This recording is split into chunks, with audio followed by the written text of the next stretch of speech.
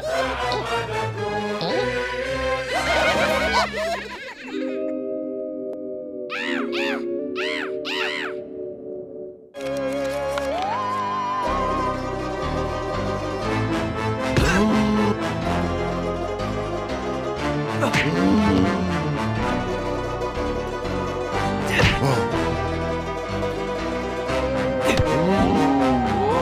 yeah!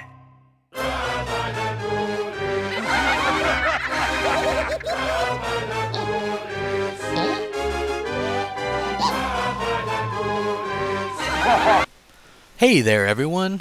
Welcome to another crappy review, where the games aren't always crappy, but the reviews usually are.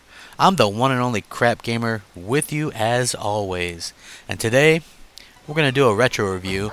We're going to take a look at Grabbed by the Ghoulies.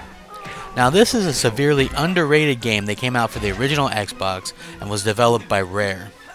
Rare was actually making the game for the Nintendo GameCube at the time, and they were purchased by Microsoft, and subsequently the game was transitioned to the original Xbox as an exclusive for that console. In the game, you play as Chance. You and your little girlfriend are trying to get out of some bad weather. So, what does she suggest? That's right, the creepy ass castle that looks like Frankenstein, Wolfman, and Dracula all live there. Of course, when you object to going there, the person who lives at the mansion decides to teach you a lesson in manners. He goes by the name of Baron Von Ghoul. That's right, Baron Von Ghoul. Of course, your girlfriend gets kidnapped. Kind of serves her right in my opinion, but I guess we would do the right thing and go in after her and try to save her ass. The game has some fantastic graphics, and it's an art style that holds up incredibly well, even for today's standards. It's definitely a nice artistic touch to the game. If I had to pick a gripe, my only gripe for the game would be the controls. You use the right and left bumpers to control the cameras, and you use the right thumbstick to kick and punch enemies. What were they thinking? Seriously, this is the biggest mistake of this game. If it wasn't for this, I think this game would be near perfect. But the fact that they kind of reversed these control schemes for the Xbox controller, oh my gosh, it just makes me wonder what they were thinking. This does take some time to getting used to, but it's not a reason to totally dismiss the game by any means. The game still is a wonderful gem, and if you can find the game, I definitely suggest it. But it is something that's going to take a little bit of getting used to. Now, the game is a typical beat-em-up. You have to defeat a set amount of enemies to continue on your way. It's a routine yet effective way to have the game play out. This game actually released a couple of years ago on Xbox Live, and it's worth picking up.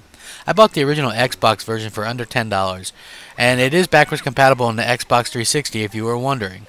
I know some people don't have an original Xbox. There's not a whole bunch of them out there. Not that they're that expensive, but this is one of those ones that will work in your Xbox 360. So when the game released, it didn't get great reviews, but it was complimented on its art style and the fun gameplay.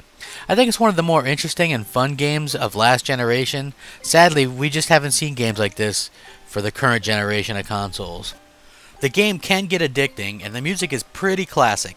The style in which you play the game has it playing out as a storybook, and it's quite entertaining the way it works. If you're a fan of Banjo-Kazooie, you'll notice some cameos in the game as well. What is really funny is that in the game, Banjo-Kazooie Nuts and Bolts, you notice in some garbage cans there are actually copies of Grabbed by the Ghoulies, which is a little tongue-in-cheek reference on how poorly the game sold. When the game released on the original Xbox Live download, Rare confirmed that a sequel is a possibility, and it might actually be in the developmental stages already. The game is fun, quirky, and has a lot of personality. I'd love to see Rare revisit the series sometime soon.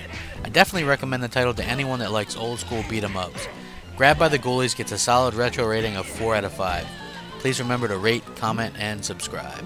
Crap Gamer, out.